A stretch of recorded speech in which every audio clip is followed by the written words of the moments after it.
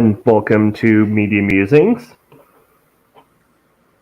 Hello, anyone who's out there? The same, this is the same intro we've used from since season 2. Yeah, Also, special but thanks to Jen for once again for making that intro. yeah. Yeah, So and of course, hello to Sandy in the chat. Yeah. So today, for week 2 of our discussion on movies based off banned books, because once again, moving in the summer doesn't really do much for preparing for a month of literature discussion. look, it's bad enough you made me watch this movie. If you'd have made me read the book and sob my heart out, I'd have come for you. Like I'd have gone on a plane and I'd have come for you. Like But that was like watching this movie is like cruel and unusual punishment if you're the kind of person who cries at movies. yeah, and and to be fair, I did warn Noodle You did because warn me. I am not I'm not really the kind of person who cries at movies. This Look, one made me cry. look. Of the two of us, as odd as it sounds, Ring is the one who's hard as nails when it comes to watching movies and reading books and things like that. Me, give me a backing track in A minor and someone with a pouty face and waterworks are out. That's it. Like I don't watch movies with makeup on for that exact reason. Like, Yeah. yeah. I cry at the drop of a hat at movies. It's just the way I am. Ring is stone cold. Like it takes a lot to get Ring going. So when Yeah. Ring said I cried at this movie, I half didn't believe it and thought you were just playing up the joke. Yeah. And then I watched the movie and I was like, shit. um, so you did warn me, and I didn't Yes. accept the warning because you're very good at humor. Yeah. Oh, thank you. But yeah, you're very good at making it like okay. But I, you know, what other movies can you honestly say you've cried at? The end of the Iron Giant got a tear to my eye.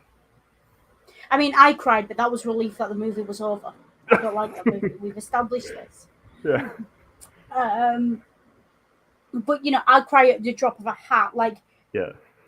I'll cry at the ending of the Blues Brothers if I'm in the right mood for it. Yeah. Like I'm not. Yeah. I'm a crier, folks. I just am. But anyways, This is who I am. so we're discussing Bridge to Terabithia, and Yeah. once again, movies based off banned books. So let's have a little bit of fun. Noodle, care to take a guess as to why the book Bridge to Terabithia might have been banned? Depictions of children doing dangerous things. I'm gonna fire all the ideas I have at you Yeah. with this, and you can keep track of how many are right. Children doing dangerous things, fantasy worlds, depictions of bullying.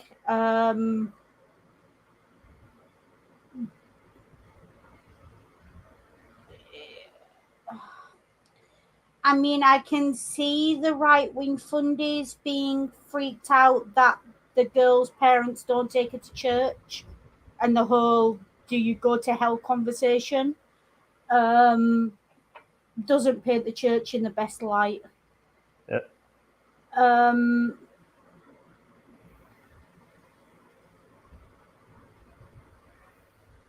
Girls wearing trousers. I don't know. Like, Okay. obviously, the major theme is death and someone Yeah. dying. Which, while not banning it, that would make me move this book from the anyone can read this section to the are you 13 and does an adult know you've checked this book out section? Yeah. Like, yeah. So, okay, so here we go.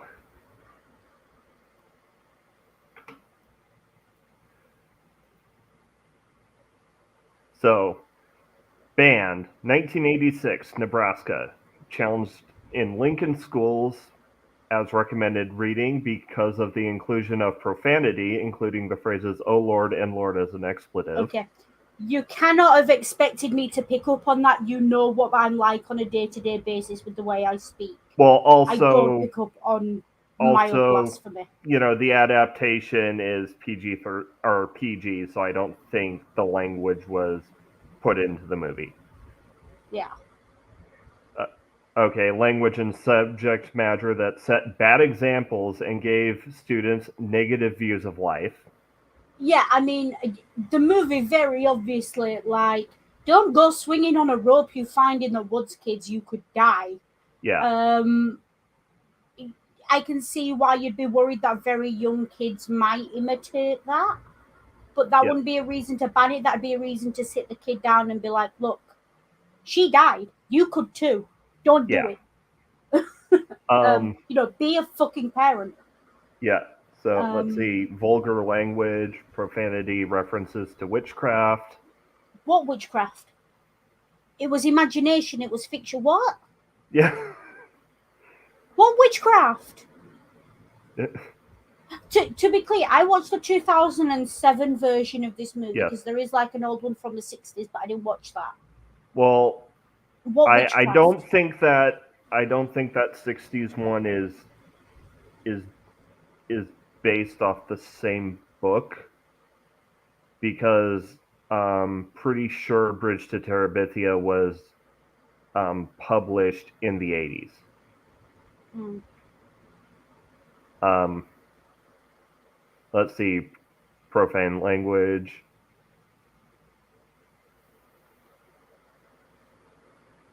Swear. What profane language is in the book?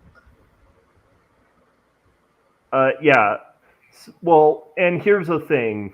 When I did my research a couple years back for my banned books week special, when conservatives, and in the U.S. it's usually conservatives leading efforts, censorship efforts, when um, conservatives try to ban something that they just don't like and they don't have an outright reason for it, they'll usually throw profanity because that usually sticks.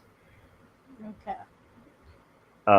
Let's see, disrespect for adults and an elaborate fantasy world that might lead to confusion Okay. and Children have imaginary friends. This is not a new phenomenon. If your child doesn't understand that there aren't really giant trolls in the woods who've got an itchy toe, and that's what's making them grumpy, that's your business. You should be a oh parent. And also disrespect for adults. There's not a lot of adults in this movie that earn respect. yeah. So yeah. And so 2002 really takes the cake.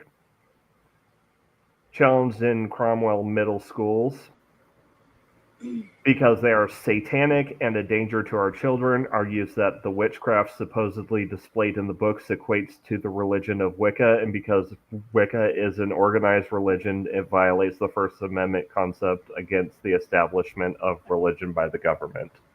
Do you see this expression on my face right now? Yeah. This is physical pain. That's not what Wicca looks like, Yeah. folks. And if you're learning about Wicca from the Bridge to Terabithia, like, what do you think you're a surgeon because you watched a few episodes of Scrubs? Like, Or, no. or I, if you think Bridge to Terabithia is displaying Wicca, you're probably a fundy. you're clearly someone who doesn't actually know what Wicca is. Yeah. I've got friends who are Wicca. I've I dabbled in it for a bit myself, kind Yeah. of. I read some books on it and went, it's a bit too fluffy for me, and moved on to Roman polytheism. But nah, I, I it has its uses and it has its. They get way more than their fair share of fluffy bunnies. Yeah. But it's valid. I'm not going to sit here and trash anyone else's path. But to suggest that this film was even on noggin terms with Wicker.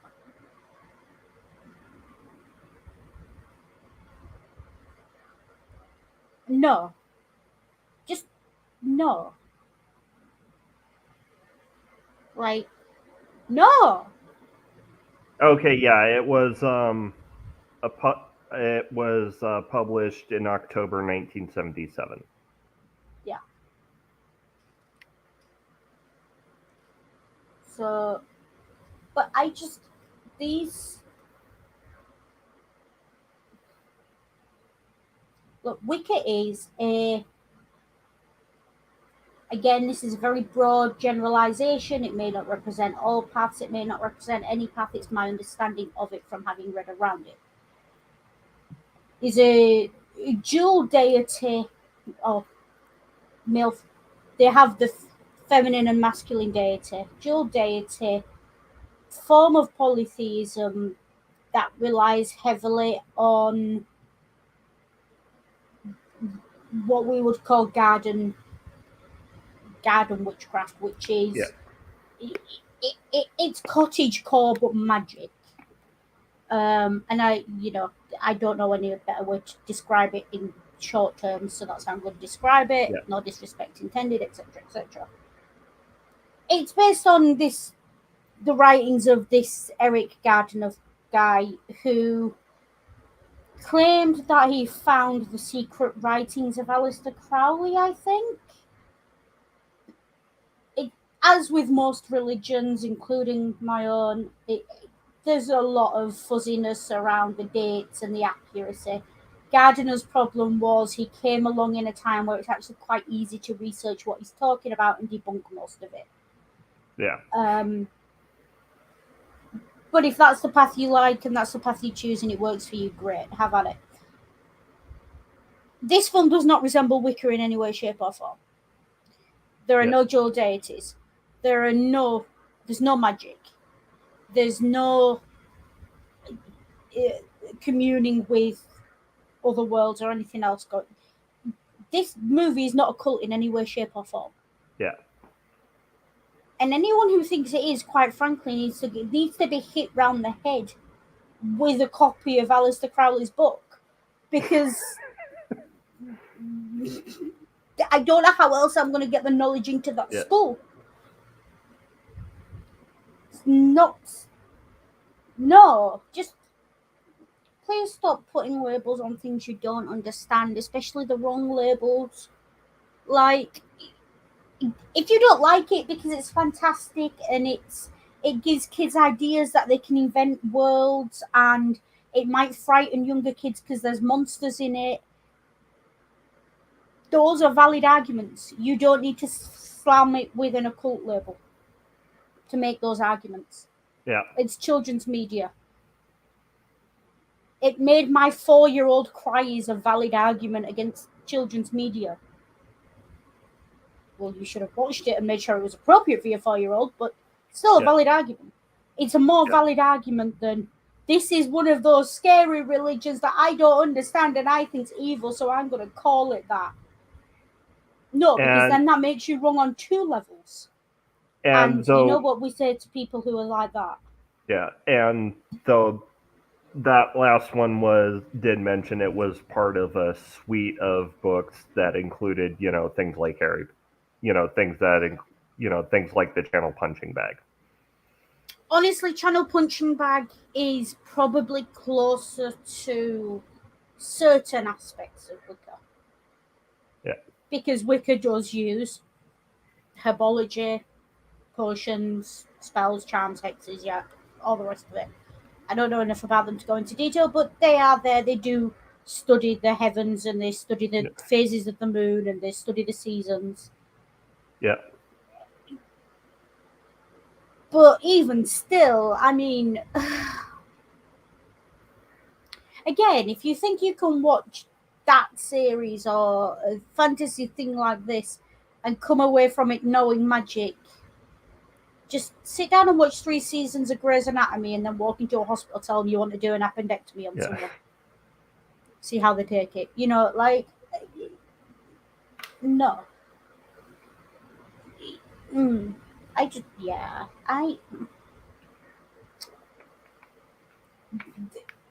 I have major issues with,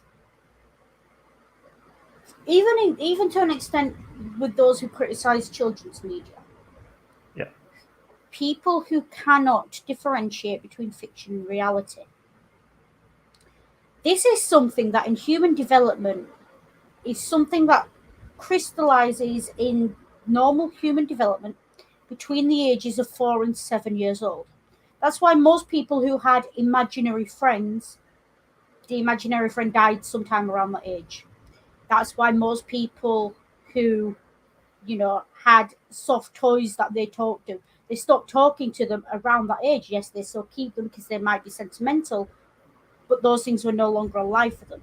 That's when kids stop playing imagination games in the playground, because that's the point at which And you can't tell. instead, take them to the table with dice. Yeah, that's the point at which, you're not going to have kids running around the playground playing their favorite TV show once they're out of like single digits. And that's because they understand that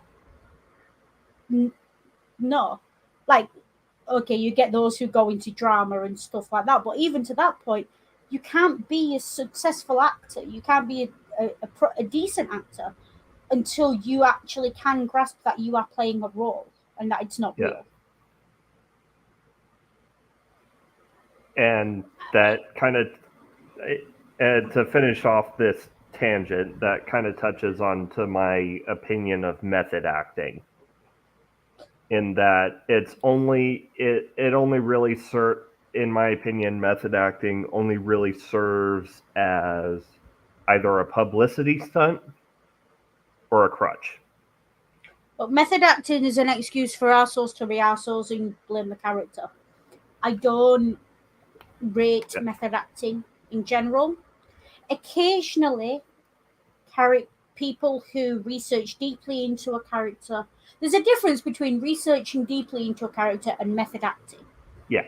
Like, and I have strong opinions on method actors. And my strong opinions are that these people are not actors, they are idiots in general. Or, or you'll have actors who, because I really do think there are two different kinds of method actors. There are the ones who use it as a crutch, and then there are actors who play up the method acting on the talk show circuit. Yeah. Because it's and I mean, those who play it up. Yeah. The thing is with people who claim to be method actors on the interview circuit, if you've got nothing interesting to say, don't make something up that makes you look like that kind of an idiot. Yeah. But as for, these people are just not interested. And if the most interesting thing about you is that you have to convince yourself beyond all reasonable doubt and inconvenience a lot of people around you who are not being paid to get into a character, then you're not an actor. The whole point, the reason actors are paid the big money is because when the director yells action, they can turn it on like a light switch. Yeah. That's acting. Method acting. So I think it's something that is very.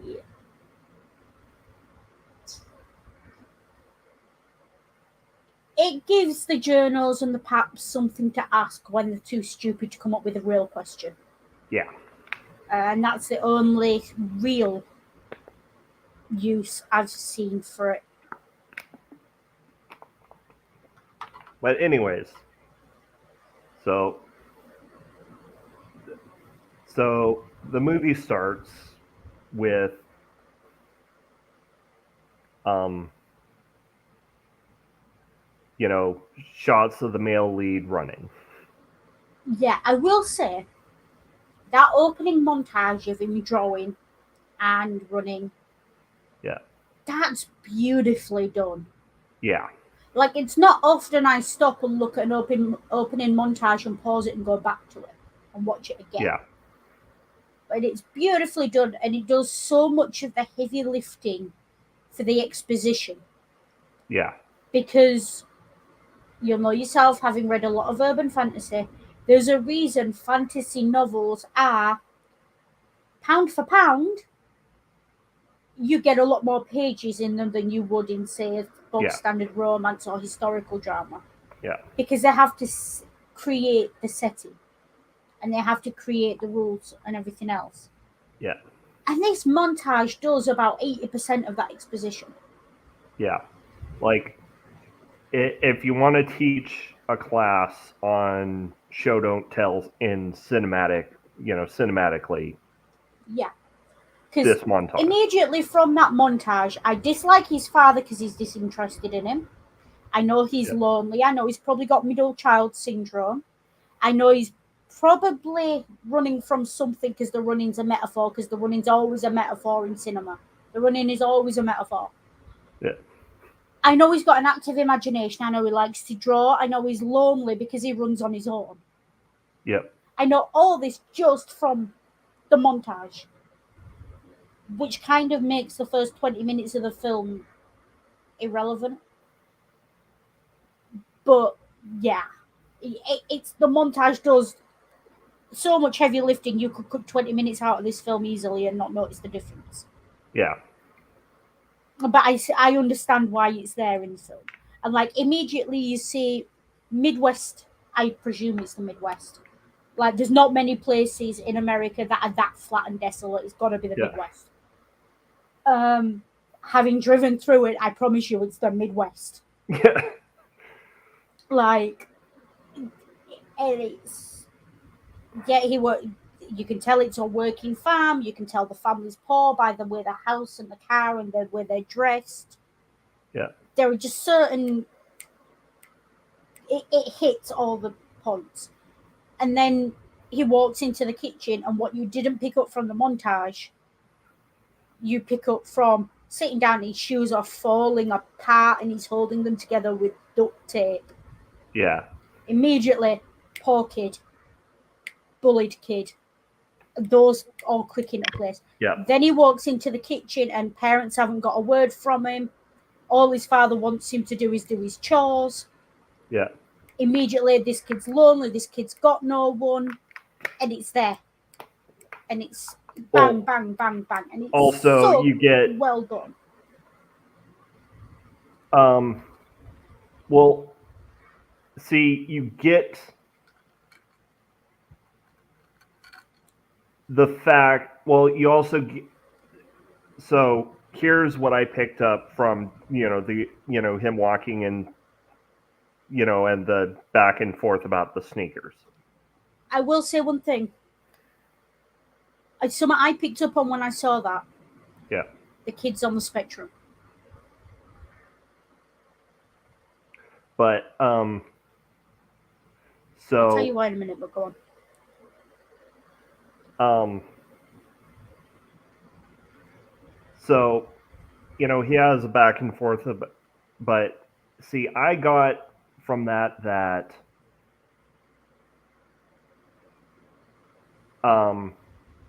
his parents do care a bit, but his parents do care, but they're too preoccupied with trying to keep everything afloat. Yeah. Because, his dad comes in and he's like, get him some new sneakers, and then the mom pulls him off Mother to the pulls to the side, side. and he's like, oh, they're made the same, you'll be fine. Yeah, can we? And you know what the mother said there was, can we afford it? Yeah. We can't afford it right now. And it is one of those where it's like, okay, And it's those little things where, and you see with the way he's so attached to those sneakers, Yeah. like as wrecked as they are. I've never known anyone who was neurotypical who got that attached to clothes. Like I do it. Yeah. I will wear clothes until they're falling apart. I know you're the same. Yeah. That kid has got some sort of neurodivergent something going on, which is only reinforced when we see him at school and he's on his own and he's, all the rest of Yeah. it. But yeah, it immediately pegs him as the loner, the kid no one really pays much attention to, middle child syndrome, the only boy. And you very quickly get a sense of there's an undercurrent of jealousy. Yeah. Like the father's favourite's clearly the youngest. Yeah. She's clearly the favourite. The older one is the only time we see the older one even mentioned or on screen. She's either holding the baby or she's arguing because she doesn't want to hold the baby. Yeah. Like that's the only time we see her on screen. So she's clearly being like made to parent the young kids. Which immediately makes you think, okay, why are they having so many kids? They clearly can't afford it. They're in the American Midwest. Aha, they're Protestant. Yeah. Like that. That's like like if they'd have been on the American West Coast or in the, I'd have said they're Catholic. If they'd have been in parts of Europe, I'd have said they're Catholic. But immediately my brain goes, they're religious. It's the American Midwest. They're Protestant. Yeah. Yeah, they're all blonde-haired, blue-eyed. They're clearly Nordic descent, Germanic descent. Germans came over to the Midwest. They brought the religion with them. The religion was Protestantism, Lutheranism. That's their that's Yeah. what's going on there. They're probably Lutherans because they're not using birth control. Yeah. Like that's where your brain goes, or at least that's where mine goes because that's how my brain works. I never said I was normal. Yeah. But you get that very quickly. You get religious family, poor, rural poor, and a lot of it fills in a lot of gaps very quickly. Yeah. It gives you this complete picture Older with just two. one conversation and a montage. Yeah. Older two daughters are being parentified and they want out. Yes, the older two daughters want out. Like the parents are doing their best, but are clearly failing all of their children. Yeah. And that becomes very apparent later on in the film when they go to church. Yeah. But yeah, that sets up your scene. That's your classic lonely boy. It's how not Artemis Fowl. Keys to the Kingdom, Seven Keys starts. It's how it's got the same beats as Channel Punching Bag. It's every Tom's Midnight Garden. It's every urban fantasy novel you've ever read in your life. This is how it starts. Poor kid who needs an escape because you've got to give him a way in. And and his rough home life is also amplified by a rough school life. Yeah. Because the thing is with to have the audience suspend their disbelief in this, you have to believe the kid has nothing better, no better options. Yeah. Ergo, school's got to be a slog as well. Yeah.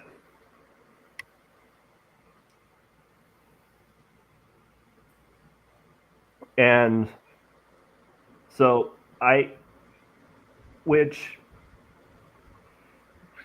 to me the theme, I mean, beyond the obvious theme that comes later, the main theme of Bridge to Terabithia, at least in the first good chunk of the movie is using fantasy as an escape to help deal with the troubles of of real life. Yeah. And as the kid who did that, I don't necessarily recommend it. Yeah. It's a good stopgap. It'll get you through. It's what most kids who fall back on will fall back on because they've got nothing else. And the one thing the bullies and the poverty and the everything can't take away from you is what goes on in your own head. Is your Yeah. books or your drawings or whatever your interest is. They can't take that from you. You know, for me it was reading. I've got friends who it was drawing. I've got friends who it was music. There's always something. Yeah. And it's building this fantasy escape. Now, I don't necessarily recommend that as a method, but there's a reason it's so common. It's because for a lot Yeah. of kids, it's the only option. Because your two options when you're in that situation as a kid are shut up and bear it, or swing for someone and get social services involved. Yeah. Because if you swing for enough people enough times, they will involve social services. Most kids in that situation don't want to involve social services because, as much as they hate the poverty they're living in, they don't blame their parents for it. They probably Yeah. should, but they don't blame their parents for it. And they don't necessarily understand that they are being failed by their parents, and it's this thing we have as kids where everyone's got to be blamed when things go wrong. It's got to be, you know, Yeah. there's got to be someone to blame. If things go wrong and social services get involved, parents get blamed. Yeah. And if you're one of those kids who doesn't necessarily blame your parents, pushing to that extent, you should, because you almost kind of want to protect your parents because you see they're already struggling. Yeah. Which is kind of what he does. Yeah.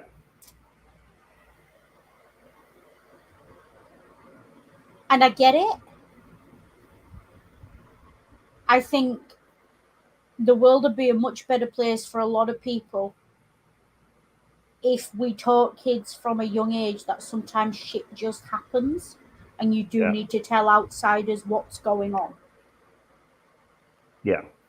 Um, and it's no one's fault, but sometimes your parents need help and they're too proud to ask, so you need to ask for them.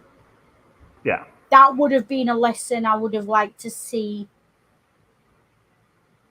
any children's media go with. But then that would be called for to be banned on the basis of disrespecting adults and not doing as adults told. Yeah. So again, it is what it is. But I don't know about you. I'm not, obviously, you all know I'm not American, but Yeah. that school experience he had, yeah, there's enough beats hit there that I remember. I remember Yeah. what that was like.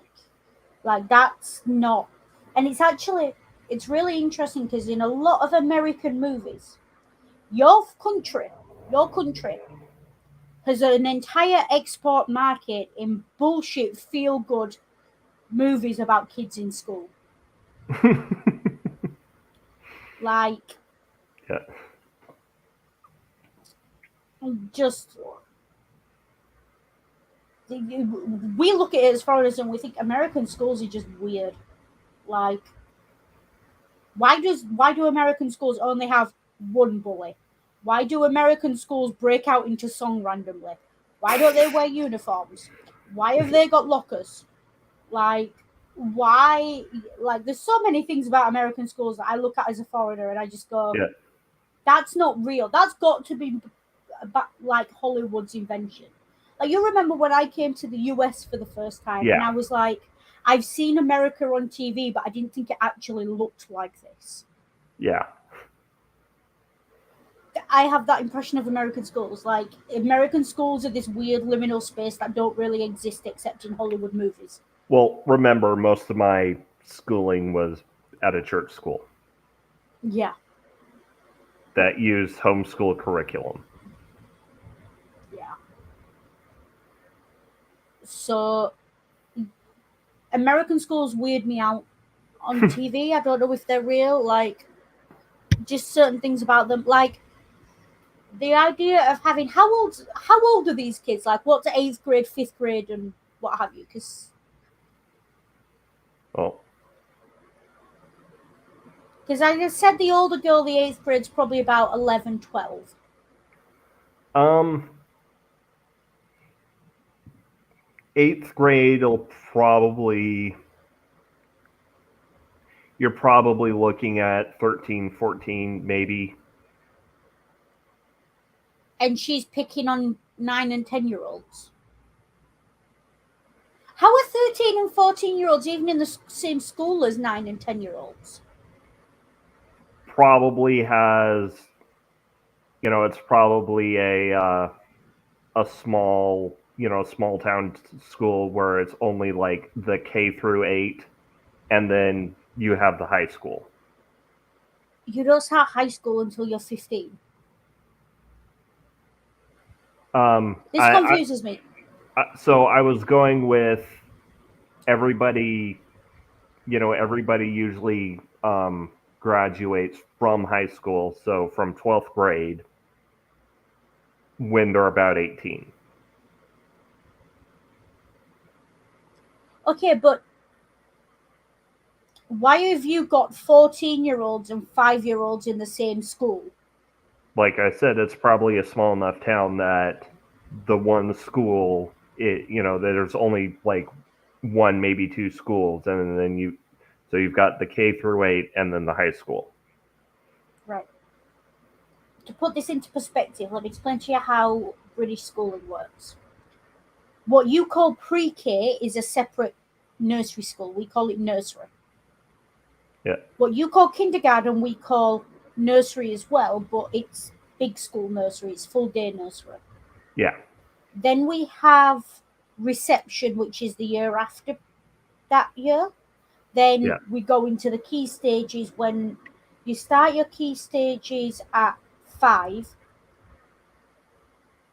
and from 5 to 11, you're in the same school. Then the year you turn 11 will be your first year of secondary school, quote unquote high school, and you're there from 11 until 16. Some schools go up to 18, but there are dedicated 16 to 18 schools that we call sixth forms. yeah, Because in the old school system in Britain, year 7, which is when you're 11, was first form, 12 was second, 13 was yeah, third, 14 was fifth, 16, and so on. yeah. And you had sixth form, which was lower sixth and upper sixth. There's 2 years of it to get you to 18. I think something like that. And it's weird to me to have these kids who are clearly anywhere between 10 and 12 years old, this boy, Yeah.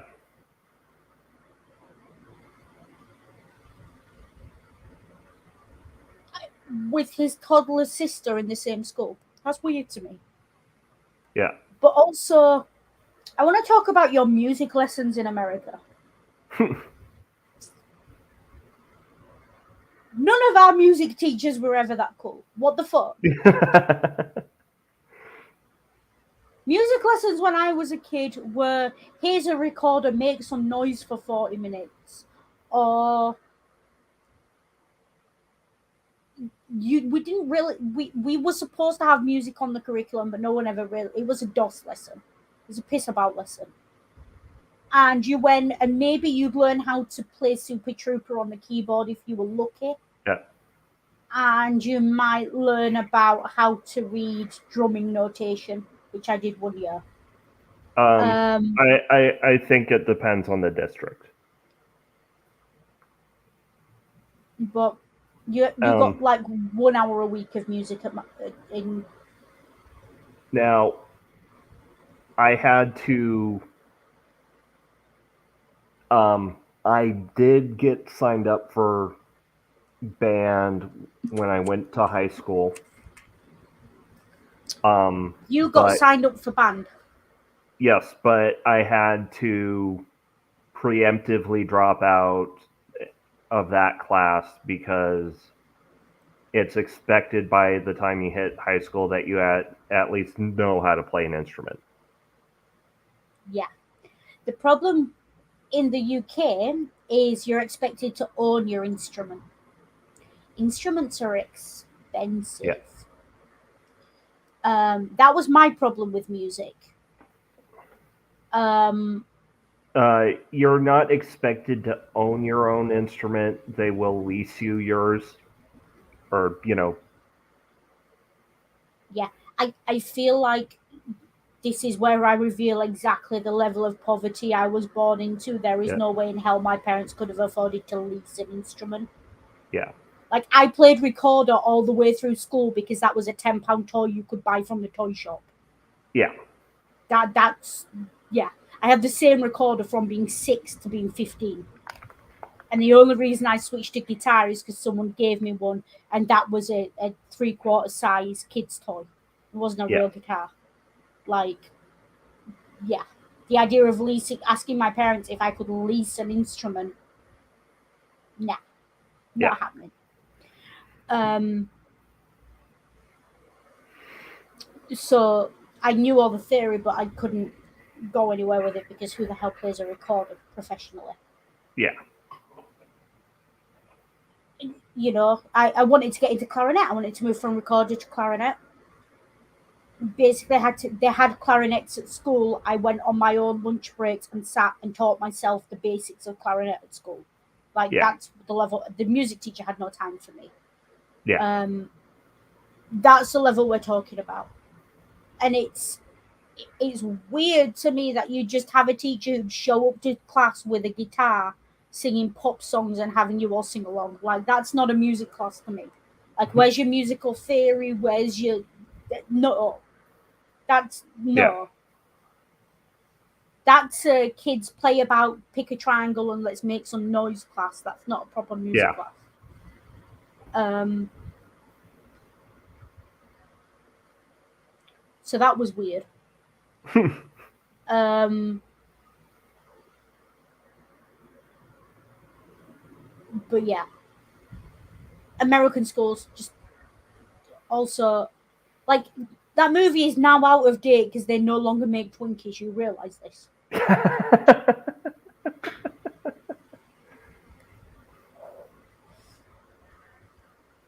And I feel like we're going to go thematically through this Yeah. film.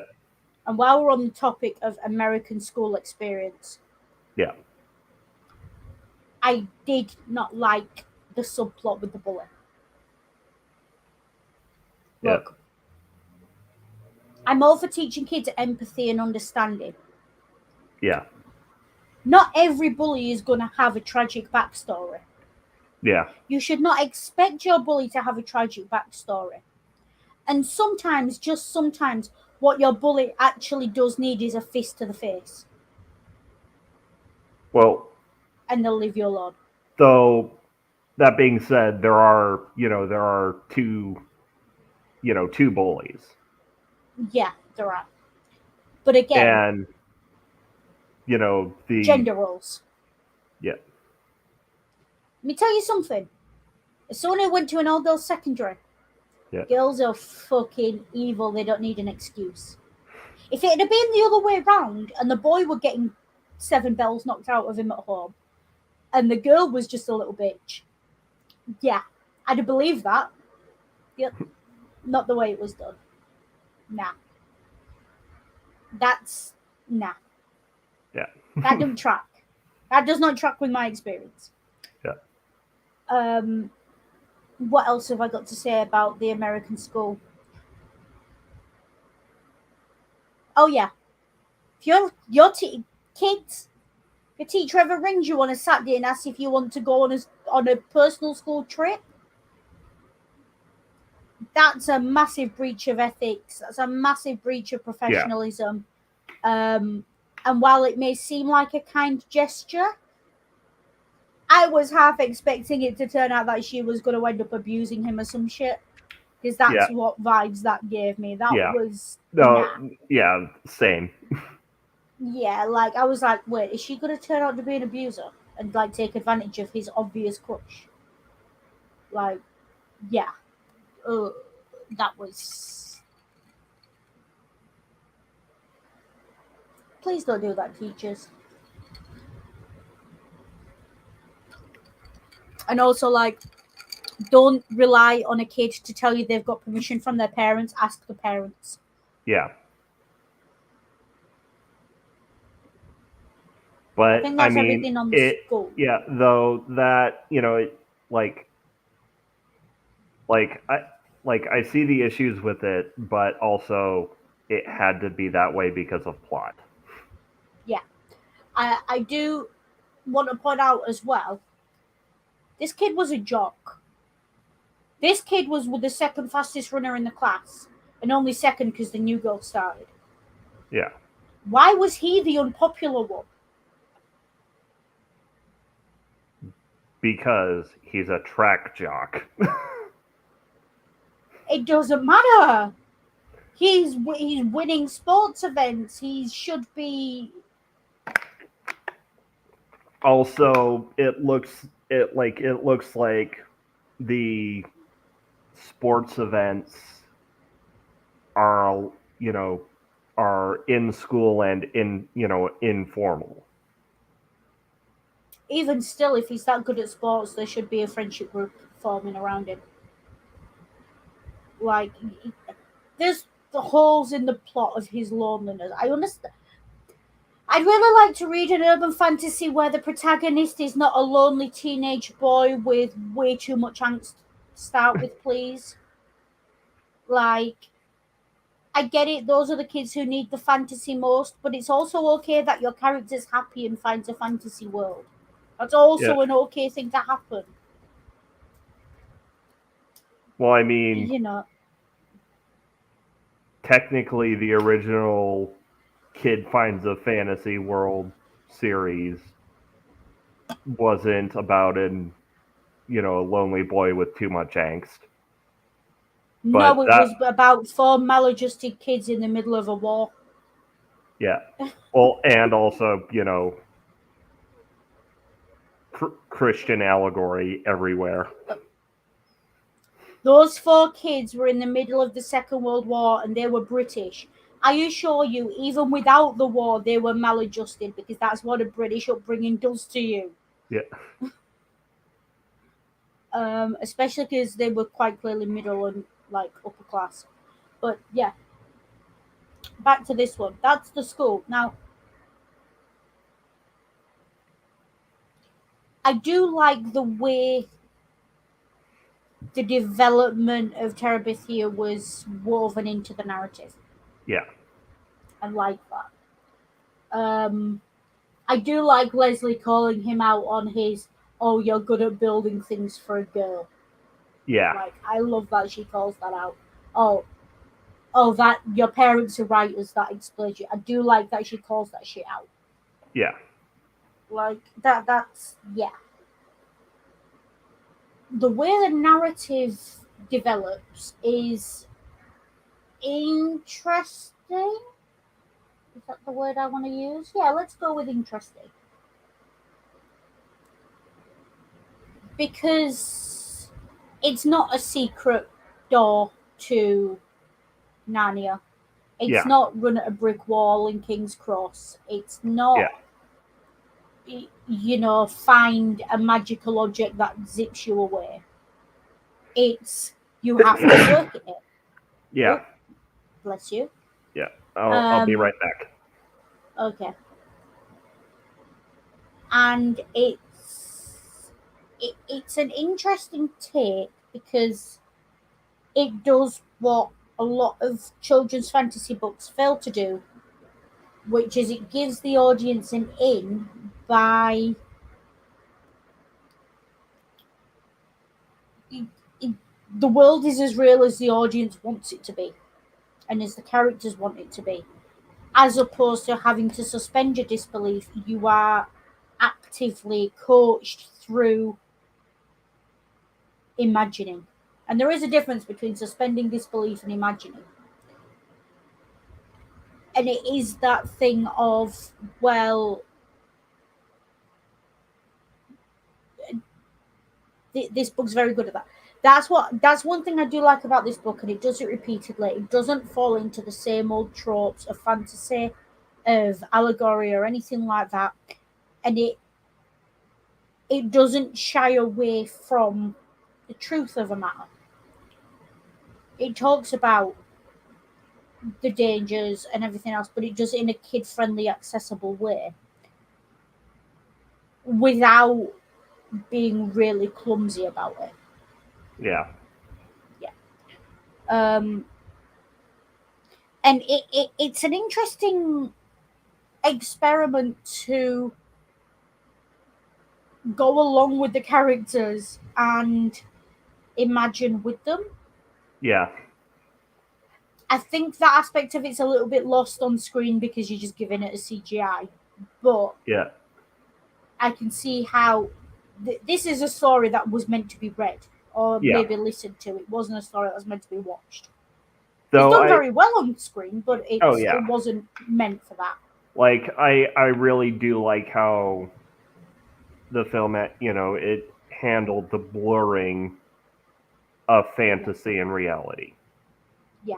And it's very much that keep your mind wide open. These are all good Yeah. lessons to teach kids, but also really clever narrative devices. Yeah. And I do like that about this film as opposed to other films that are just like, oh, there's a magical object, there's a magical doorway, there's this. It's like, no, that's lazy. Yeah. Like, make it. I want your characters to work for this, not just accidentally stumble across something. Yeah. Make them work for it. And I think in a way that gives it a lot more depth than other kids. Yeah. I found a magic doorway. I found something. Yeah. Stories. Thoughts? Well, I missed a good chunk of that because Yeah, it's needed. sneezy. But I was talking about the difference between sort Yeah. of imagination and suspension of disbelief. Yeah. Most fantasies invite you to suspend your disbelief. This one, you've got to work for it and you've got to Yeah. imagine with them. And it shifts the dynamic slightly. Yeah. And it also, the film also very, like, even though it's blurring the line, of fantasy and reality when they're in Terabithia, it's also very, obviously showing how they're, how at least the male lead is pulling things from his own life as they are building this magical kingdom. Yeah, and it is almost like there's this disparity between the two characters, and she's obviously very middle class. Parents are Yeah. writers, very loving parents. But They're, he doesn't you have the know, jealousy against her that he has against his own sisters. yeah, they're, He sees that. like the difference between him and his family and the Birches are they've probably lived there for at least a couple generations.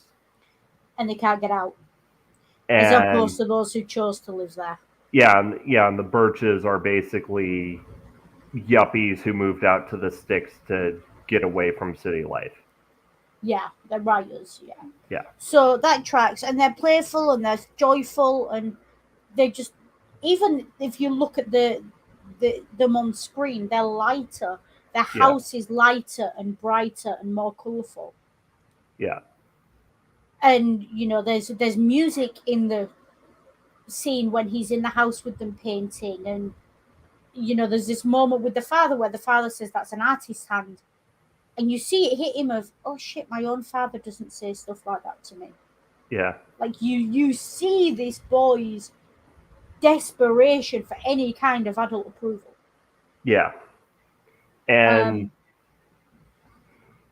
also, it very much hit me, or it seems to me that like he's in that awkward age when it comes to lower class working families, where he's essentially got to start speed growing up, and yeah, he's at that age where he's not quite old enough that you'd want him to help, but he's too old to be allowed to be a kid much longer. yeah, which is why he's also jealous about the obvious affection that Yeah, his dad is showing on to Mabel. yeah, because Mabel gets to be a kid. Mabel gets Yeah, to have toys and dad's attention, and you know, doesn't get yelled at or told to do chores, and it's all these things. yeah, Um, and obviously, he's the only boy in the family.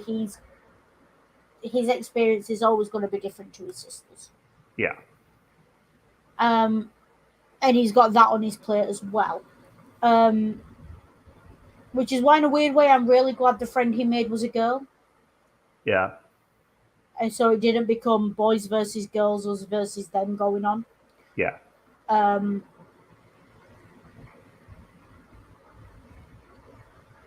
but this is a very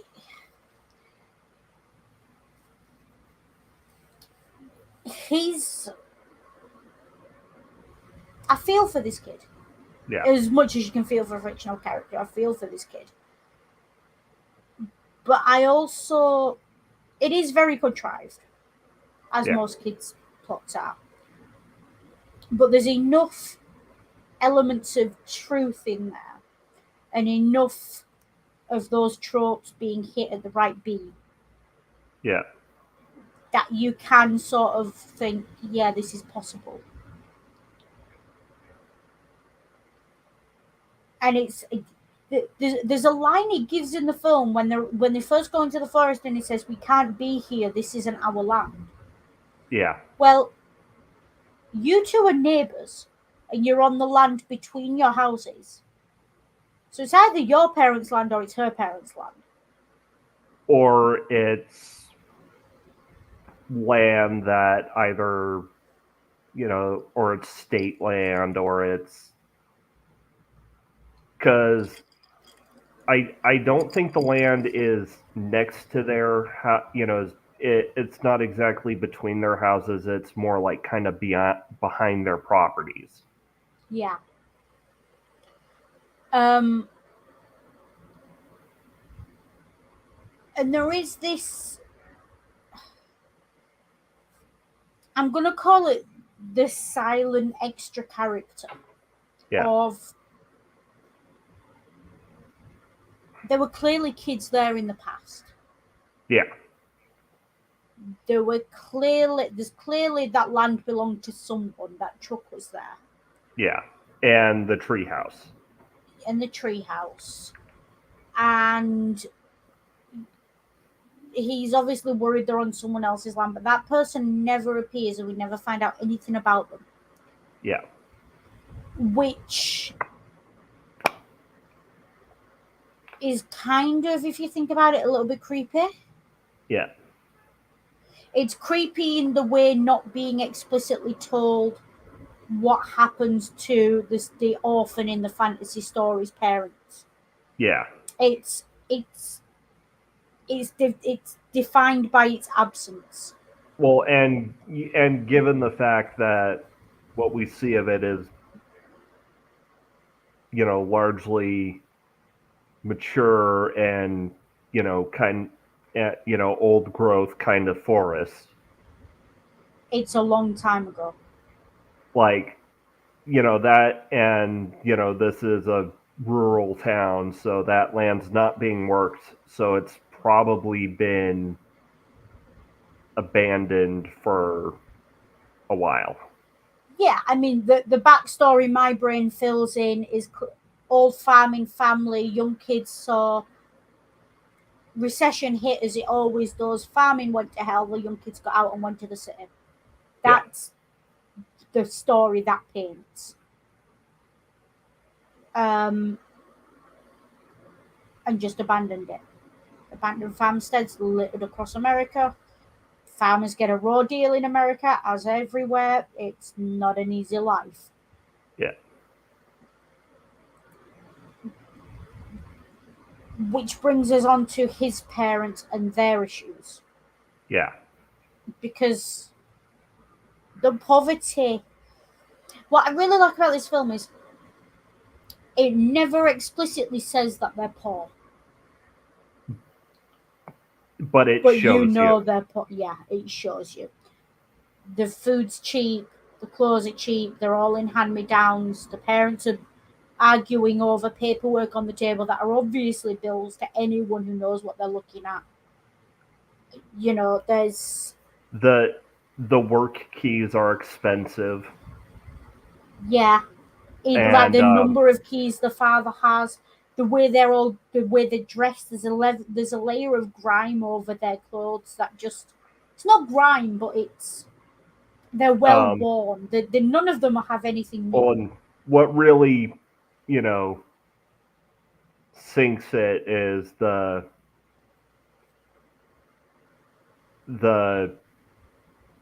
like I'm gonna call it a possum because like Yeah, in the whatever it was. Yeah, well, so here's the thing, like everything in the movie tells you that this takes place like somewhere in the US except the yeah, possum. yeah. That's not an American possum. Yeah, that's an Australian possum. Yeah, but That's you why can't I'm put an saying, American possum in a kids' film. They're too scary. well, yeah, but you could have put like a raccoon or something. Yeah. Um. So it's an interesting one. Yeah. Um.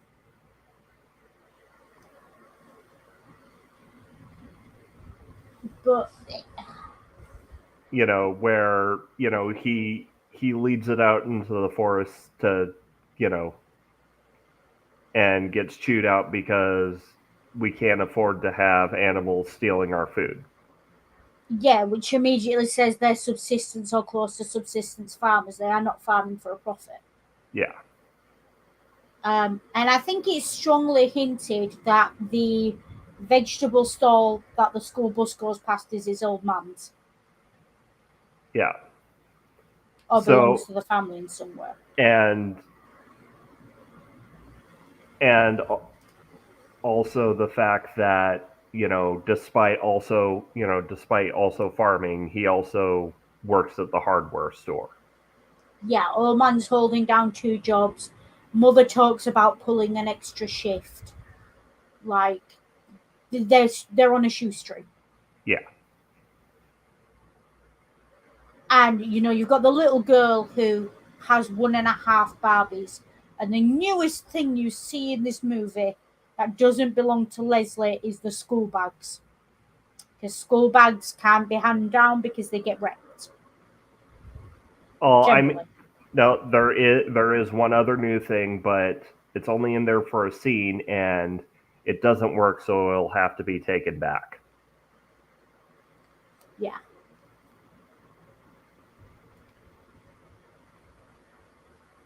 and this is the thing, like everything on a shoestring, kids in the same room who really shouldn't be. It's Yeah. just it's very, you walk in and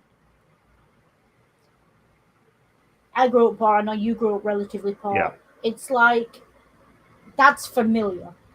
And Yeah. I was lucky I was an only child, or that would be a lot more familiar than it is. Yeah. But even still, there are things there that are familiar.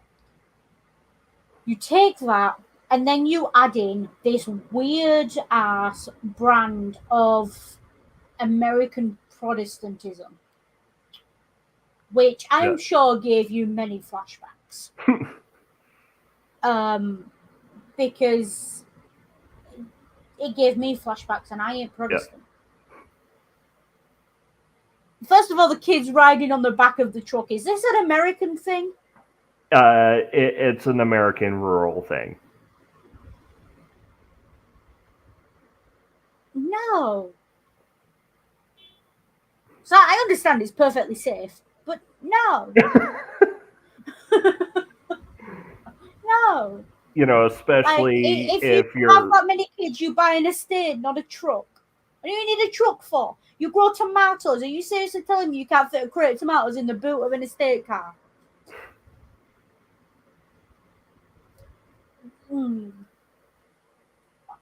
Yeah. I mean, I have opinions about trucks.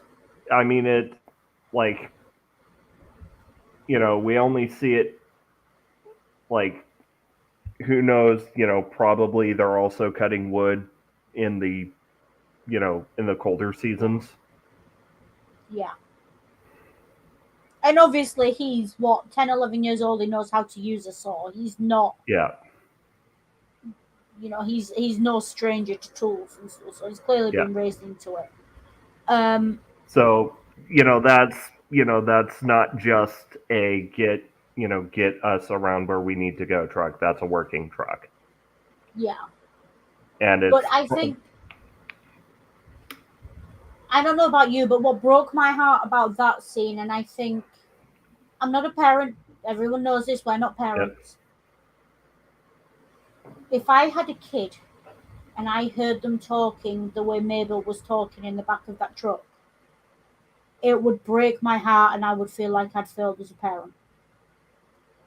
Yeah.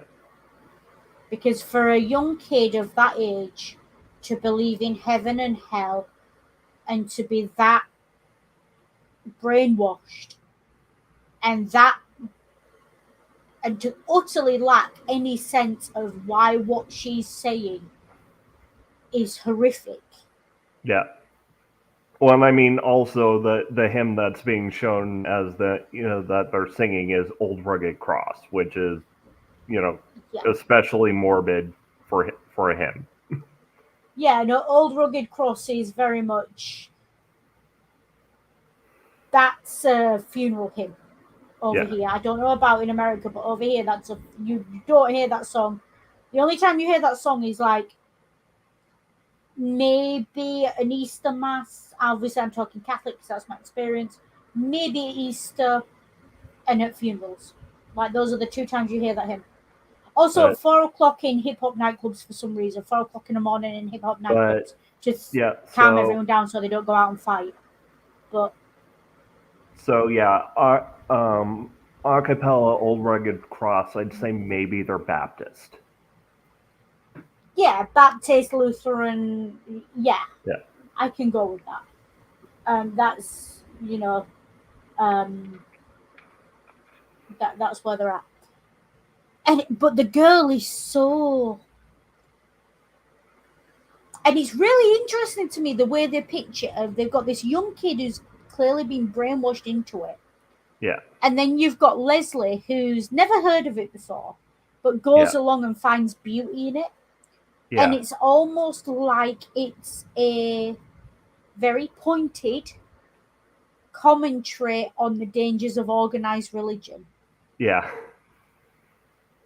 It's like, let kids come to it in their own time and they'll find the beauty of it and they'll find the good in it.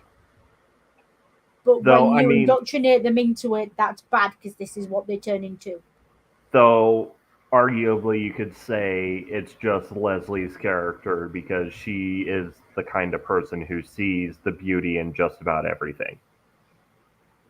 It is, but also I think that it can be both, I think. Yeah. I think there is an argument there for that being a commentary on indoctrination and what it does to young children. Yeah, because Mabel is vicious in that scene. Yeah. She is vicious and she is zealotrous. She's a little zealot in that scene. And she doesn't realize she is. Yeah, and she insists that she is right no matter what. And especially in the context of Baptist. talking about this book being banned by right-wing fundies, Yeah. I can see why it would piss them off to have a mirror held up to them. Yeah. Well, and also, what does Leslie do while everyone else is, singing the hymn? She opens her purse to catch the sunlight through the stained glass. Yeah. And it's have you seen the light? Well, she captures the Yeah. light, doesn't she? And there's also the way that scene's shot. That is as close to this as this movie gets to a romantic moment. The way the camera pans down her. Yeah. That made me feel gross because she's way, way underage. Yeah. Like she is. They've dressed her up in this innocent look. And then they use the same camera angles you'd use on a model walking into a Bond movie to look at her. And it's like, what point are you making here? Because I'm uncomfortable. Yeah. Like, it's quite obvious at this point that he's developing feelings for Leslie. Yeah. And she's definitely got a crush on him. But that was unnecessary. And of course, now that we're on the topic of religion, Yeah. we also have the scene after the scene with his father. Yeah. When he's dealing with Leslie's death, because spoilers, she dies. Yeah. Spoilers for a 50-year-old book. 15-year-old movie.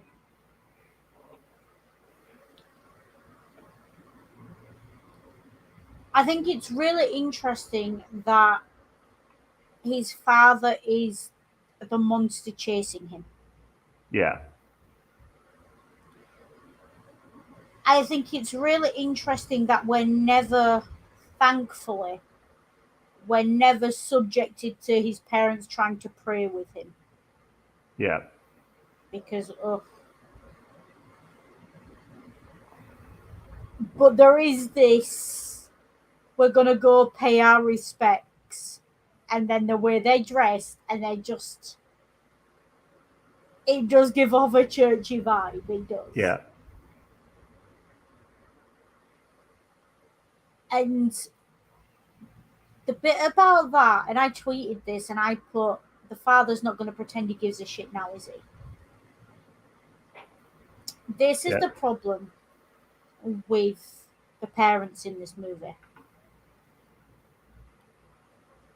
They expect the kid to show respect and to obey and do his chores and all the rest of it. They never give the kid a drop of affection. Yeah. Never any attention, never any affection. The father especially, the mum's more silent in this movie, but that tends to happen in movies. Yeah. But there's never any affection shown towards him. And it's like, the only thing that parents have got time for is problems. So until he's a problem, until his problem is bigger than other problems, he's ignored. And there's an argument to be made for, don't let your kids get to the point where they are now a bigger problem than your bills before you pay them any attention, because it's already too late if you do that. And it obviously weighs on his mind. Yeah. And obviously, I get the impression, and again, it's never said explicitly in this film, I get the impression he believes his father doesn't love him. You get that impression from the kid. Oh, yeah. Well, I mean, he sees his father as the stand-in for the Dark Master. Yeah. His father is this Dark Master, this evil villain.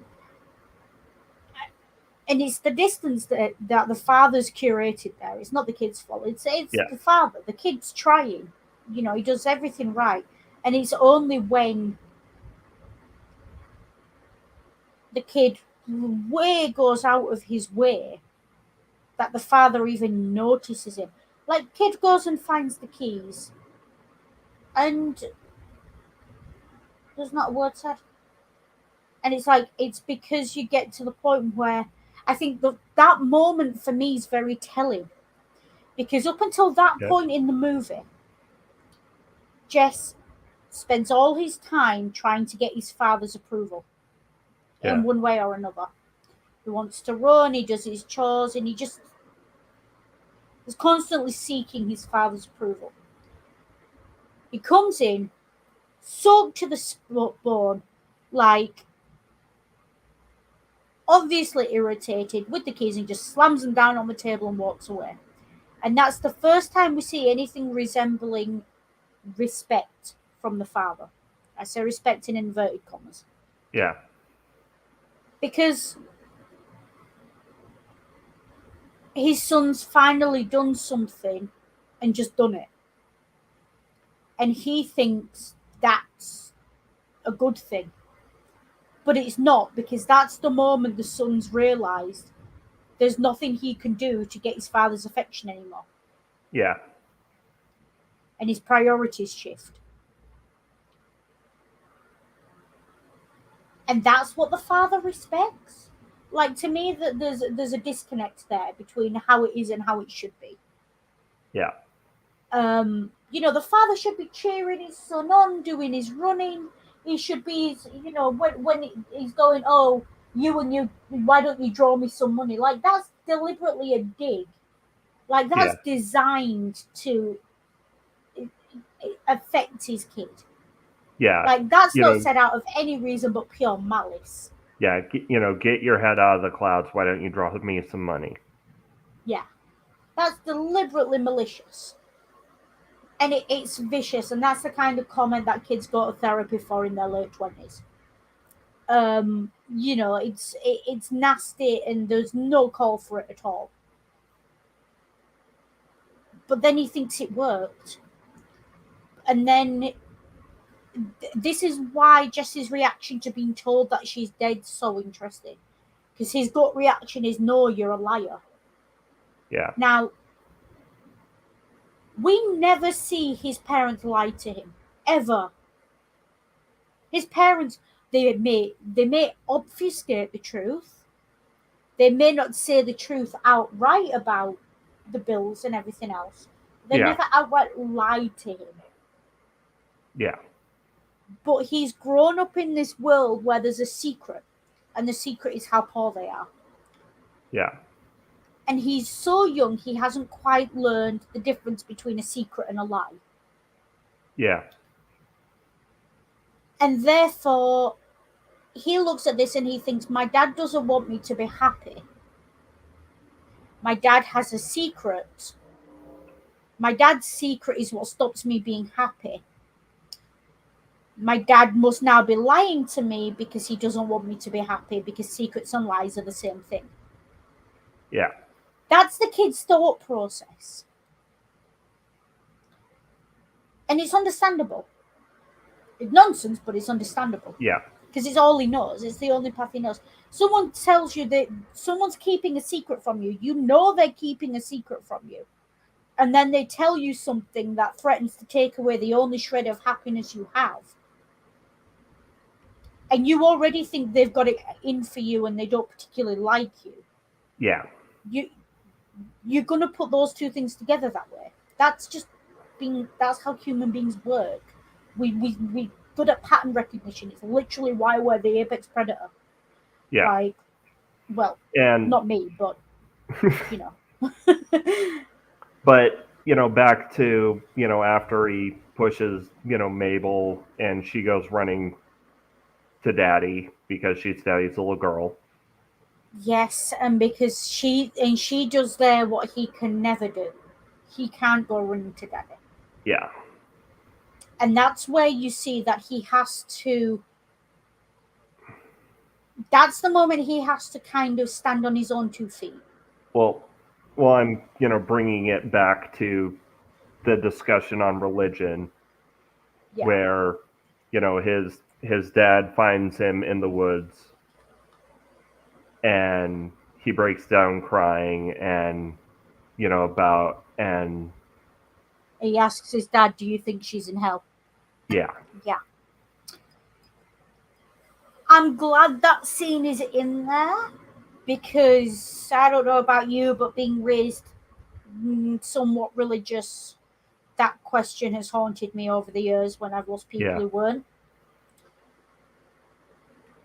And it haunted me a lot as a kid, Catholic kid. I yeah. knew a lot of people who died who weren't Catholic, and it was, but are they in hell now? And it's like, I genuinely had one or two teachers who flat out said yes to me.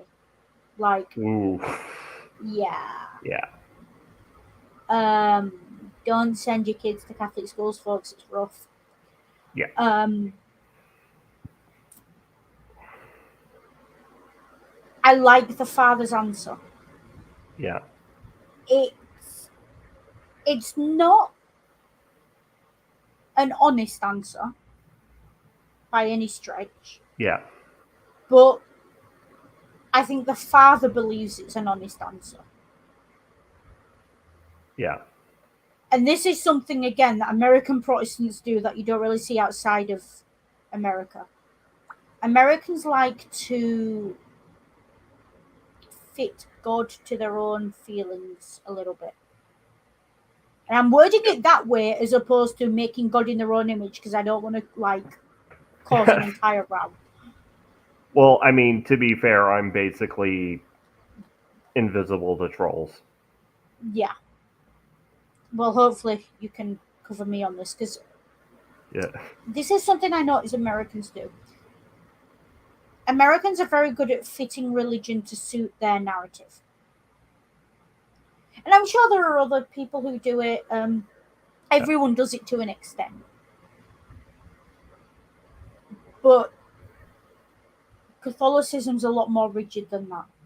yeah, And where this father said, I don't know much about God, but I don't believe he'd send that little girl to hell. There are absolutely Catholic parents in that situation who would say, yes, she is, and you have to make your peace with that. Pray for her, and she might be saved. yeah, I prefer the American way. yeah, In this one instance, also in the way you make bison burgers, but that's a whole different conversation. yeah, Um, yeah, it's kinda. yeah, It's much gentler as an approach.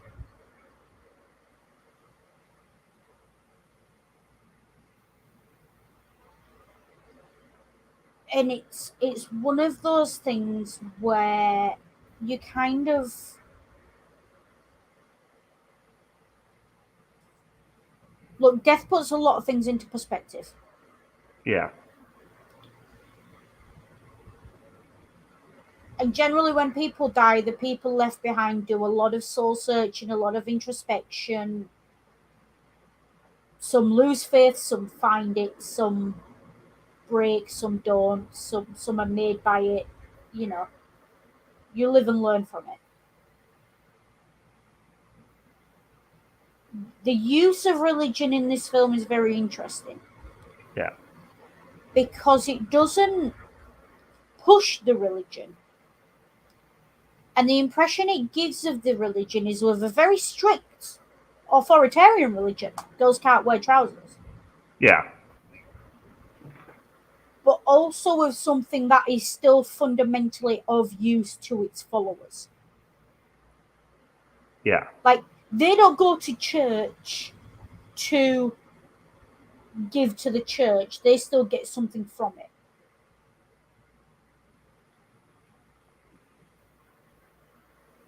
And that's probably the healthiest approach to religion you can have. yeah, Like, the parents leave church at church and let the kids be kids.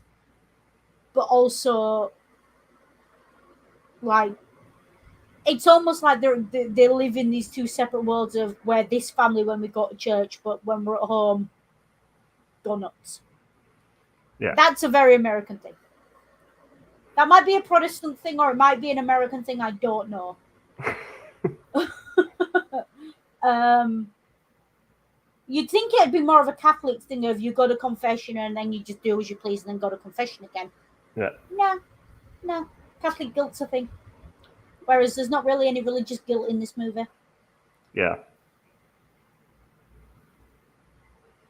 And it's really interesting that they put the zealot line in the mouth of a child. Yeah.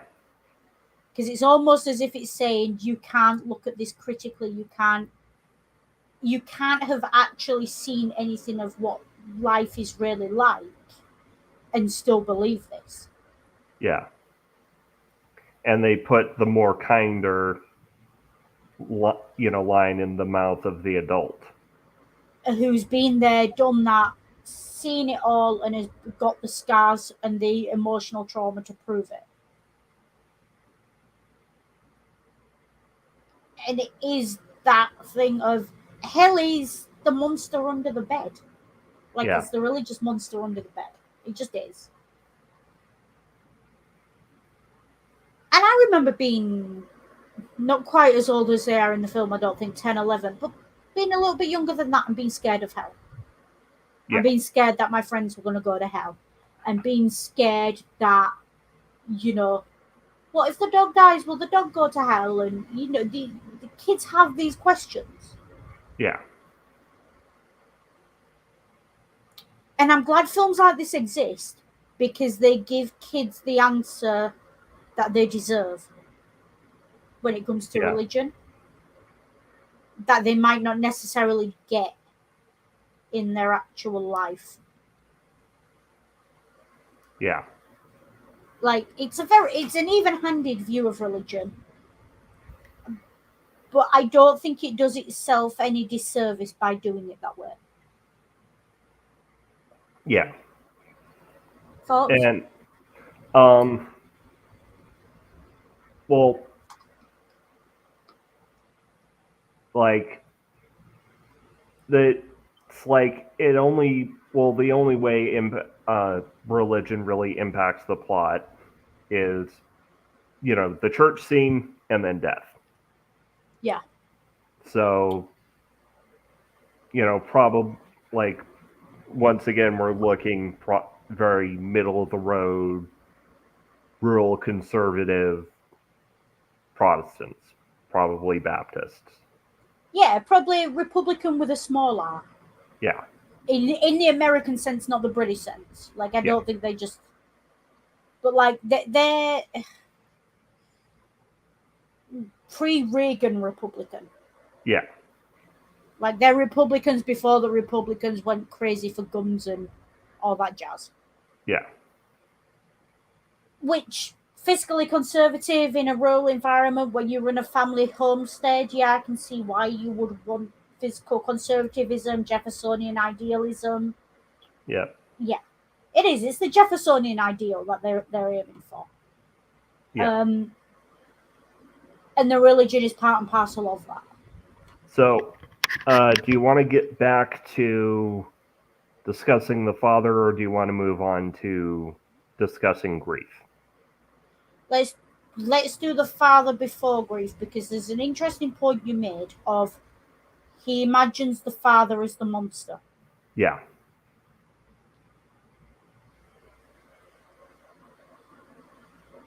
And there's a lot of ways you can read that.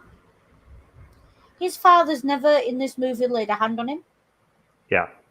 He's not being loving, but he's not being a total. Like, even when the father is genuinely angry at him about the lost keys, there's never a moment where you think that the old man's going to swing for it. The old man's going to go for his belt. The old man's going to do. No. It's never a moment.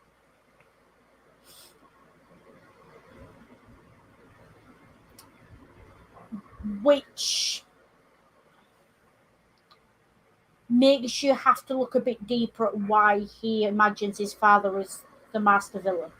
Yeah. Well, and also, in their made up, world, the master villain is present, but he's not active. Exactly. And Yeah. that's very much In all the action scenes, they're always, running from or fighting depictions of their bullies. Yeah. But the master villain is talked about but not present. Yeah. And that tracks with the father's character. What I think the more interesting question to ask there is, he didn't come up with the master villain. Yeah. Leslie did. Yeah. She came up with that character first.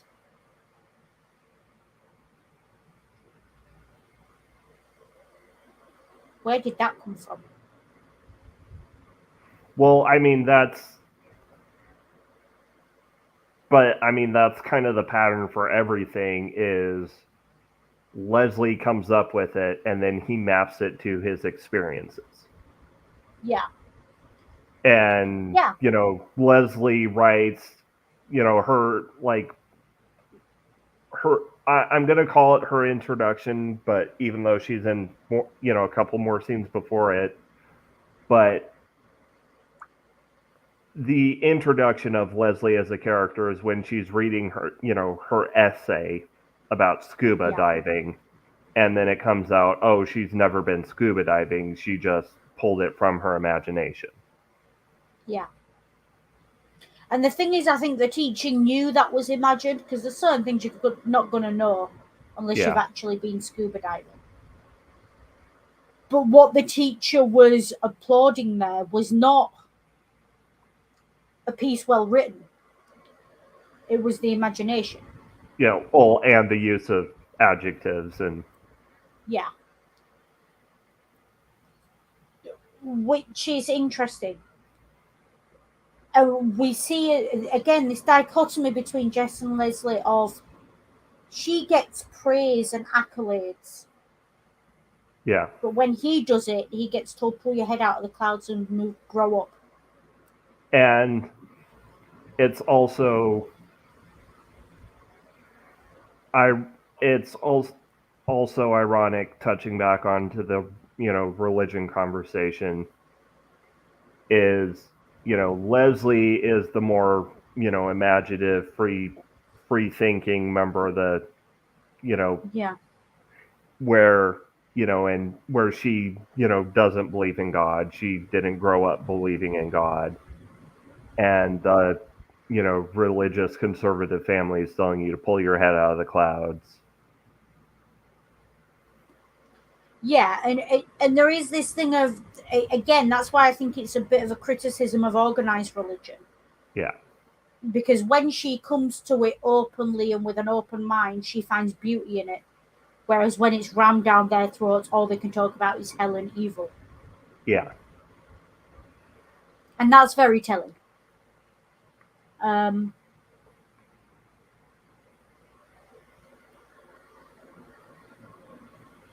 And that's a very interesting segue, I think, into the idea of grief, because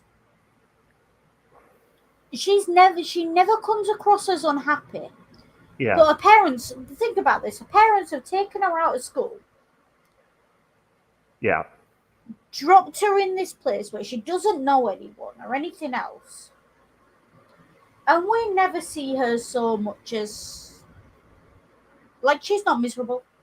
Yeah. She's not, she's not any of the things you'd expect a kid in that situation to be. Well, and also it's implied that she was bullied so bad that they had to take her out of that school. Yeah, and it's like it didn't touch her. Yeah. Like, she's got, like, she doesn't like bullies. She clearly has an issue with bullies, and she's clearly not afraid of being bullied.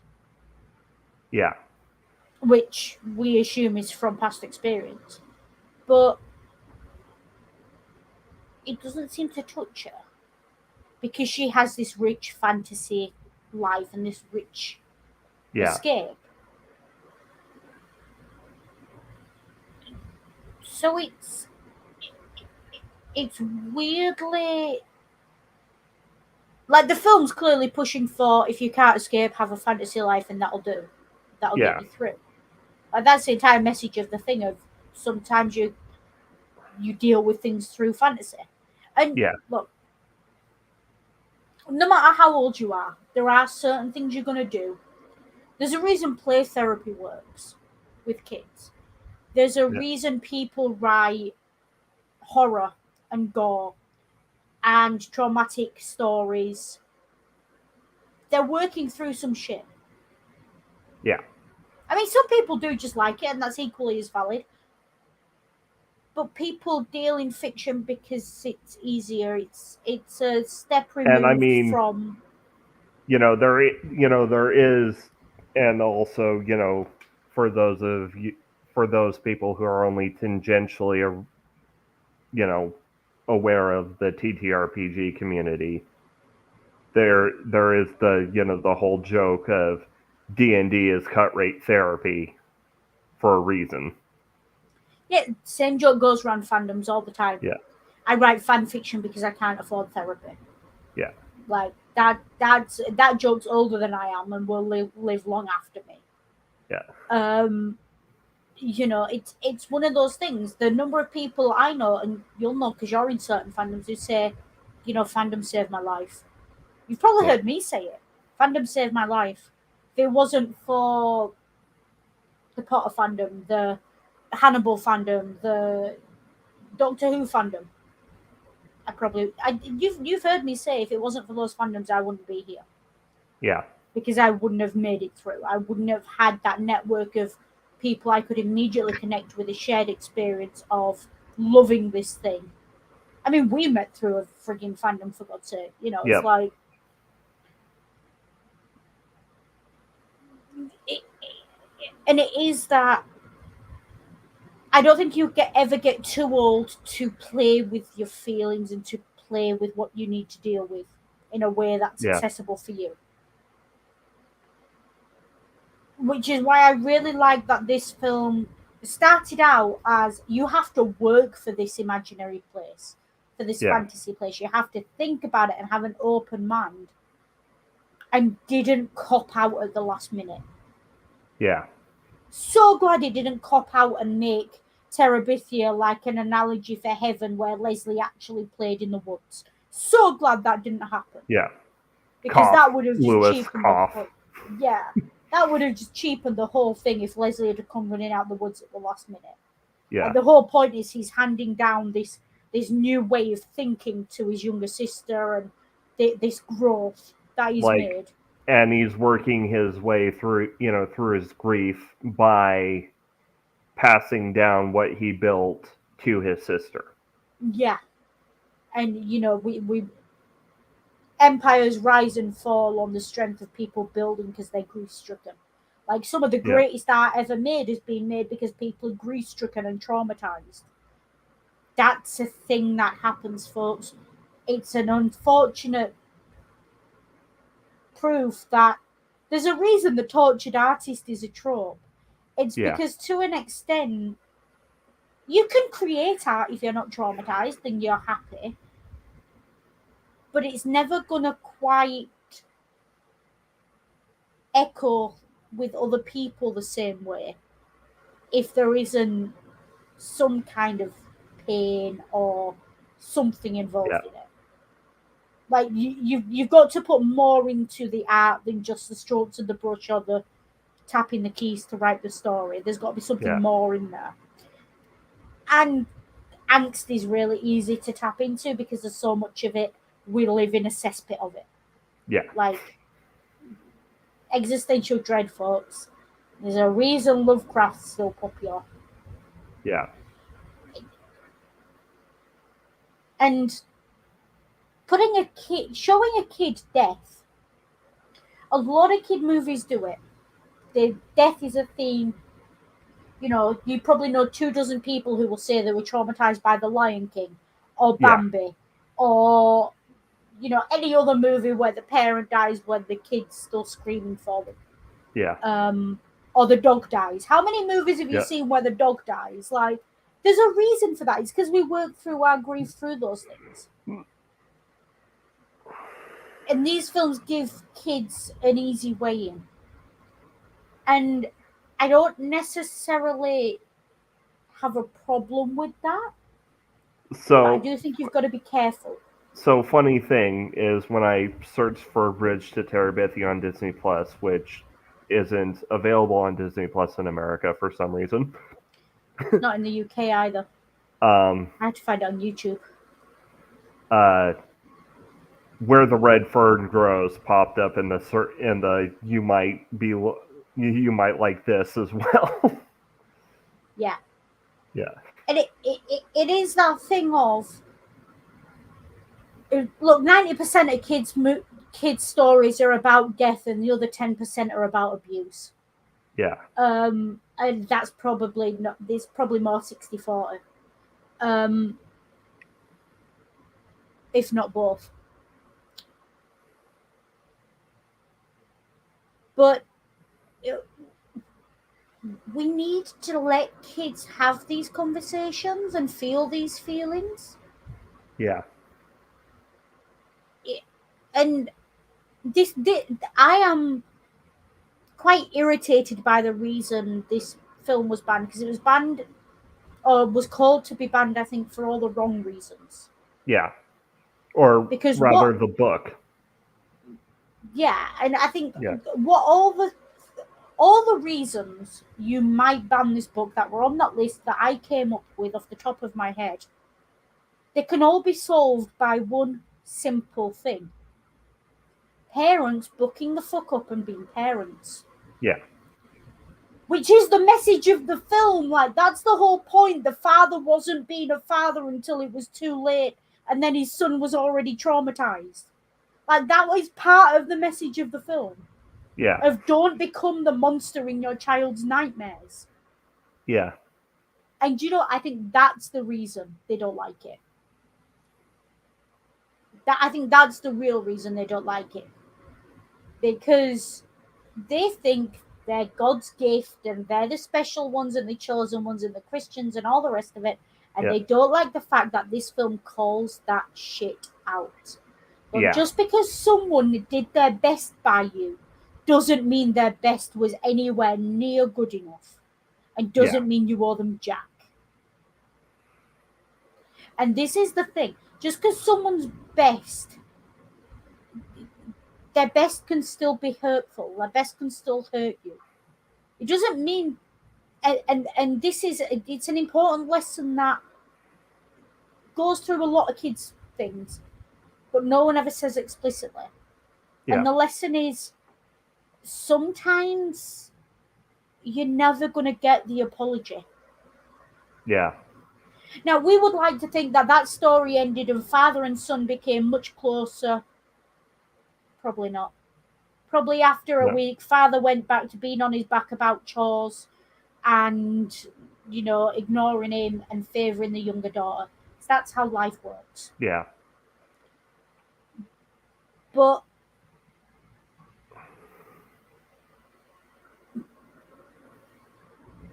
that lesson needs to be, I think, included in more kids' media of people do their best. Sometimes their best is not good enough. And more importantly, people won't apologise for doing their best, even when their yeah, best was not good enough or was actively harmful. I'm getting way too deep and into it, but yeah, you kind of, that's a lesson that's the lesson of Encanto, which yeah, was you can't ask people to apologise for what they didn't know. yeah, Except that you can. And those people do owe you an apology, and you did deserve better, and they were absolutely at fault for being that way. yeah, You were the child in that situation. You deserved better. yeah, And again, this film, they talk about, disrespect to adults. yeah, The only adults in this film that get disrespected are the ones who who don't look after the kids. yeah. Like, So I he mean, respects the teacher, he yeah, respects her parents.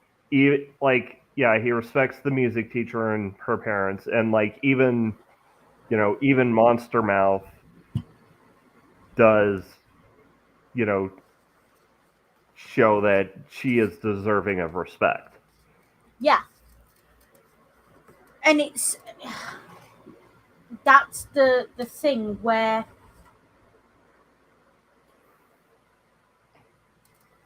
there is this tendency amongst adults of a particular generation who demand respect without giving anything resembling affection, care. They, there are certain, again, I don't know if it's particularly generational or not, but there's a certain mentality amongst poor and working class parents that they put a roof over your head, shoes on your feet, and food in your belly, so they did everything they were required to do. Yeah. Look, kids need more than the physical, material things. Yeah. Yeah. It's all well and good dressing your kid in designer clothes and giving them a big house and all the rest of it. If your kid can't come to you when they're upset for a hug, you've fucked up. Yeah. And it doesn't matter how rich or poor you are. Your kid needs to know they can come to you. And that's the problem with the parents in this film. He couldn't go to his parents at any point. Yeah. And the jealousy comes from the fact that his younger sister can. Also, and I think that's another big difference between him and Leslie is you get the sense that Leslie can go to her parents. Yeah. Like, Leslie's parents moved cross country, we presume, away from. They're writers. Do you really think writers are getting a lot of work in the middle of nowhere? Like, what are Yeah. they going to do? Work for the local paper that comes out once a week? If they write fiction, all the critics and the publishers and the editors and everyone are going to be in the city. Yeah. They've moved. And you very much get the impression, given how quickly they move after she dies, the only reason they moved was for her. Yeah. What have his parents done for him? Like, at what point in this movie can you honestly say Jesse's parents do anything that is just for him? Yeah. Not like not until it's too late. Not even then. They go pay their respects. Well, if they didn't, probably local tongues would wag. Yeah. Well, Yeah? also they let him off on his chores. Yeah, but that's. The father does his chores. So he actually recognizes that his child is a child and shouldn't be carrying so much. Again, too little, too late. Yeah. And then the father chases him through the woods and gives him a hug, and they have their little sob And fest.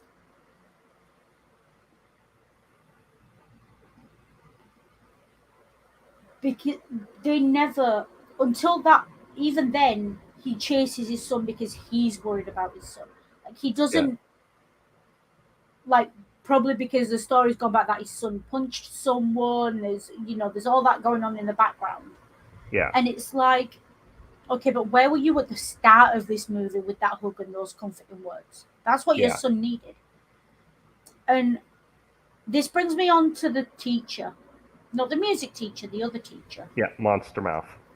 Monster Mouth, who is presented as the evil teacher, the Yeah. nasty teacher. The overstern old hag. Yeah, I had teachers like that. I've seen teachers like that in other media. To one man, every one of them was either on the spectrum, depressed, or had some other trauma. Yeah. She's very good. She does something that there's an important lesson in the way she approaches him. She sends him outside, she follows, and then she says the words, "When my husband died, people kept telling me not to cry." But she doesn't stop there. A lot of people, when they see someone grieving, do that. They do the Yeah. first step of empathize and share something similar. They then don't go on to the next step of acknowledging that the person they're speaking to is what they're going through. Yeah. And you've heard me rant multiple times about how people are just bad at death. Yeah. She says to him, I know how hard it is for me, so I can't imagine how hard it is for you. Yeah. And for me, that's the moment I burst into tears watching this movie. Because she did for that kid what no one else around him was capable of doing. There was no. You can talk to him about God till you're blue in the face. Yeah. It's not a comfort when someone's died. You can't expect the girl's parents to comfort him because. But even that, like, even that, he walks into the house after she dies and the father hugs him. Yeah. His own father didn't hug him, but her father did. And commented on how much she talked about him. And Yeah. And that teacher gave him space to grieve in the way that her father cannot be expected to have. But yeah. Leslie's father, the comments passed when he's in the car of, I was going to bring the dog to you, but somehow I couldn't quite let him go. And for a moment you see it, Jess takes on the responsibility of this man's grief. Yeah. And no child should ever be put in that position. Just for a moment, Jess has to be, if you like, the bigger man. Yeah. And give the father permission to be selfish about grieving just once.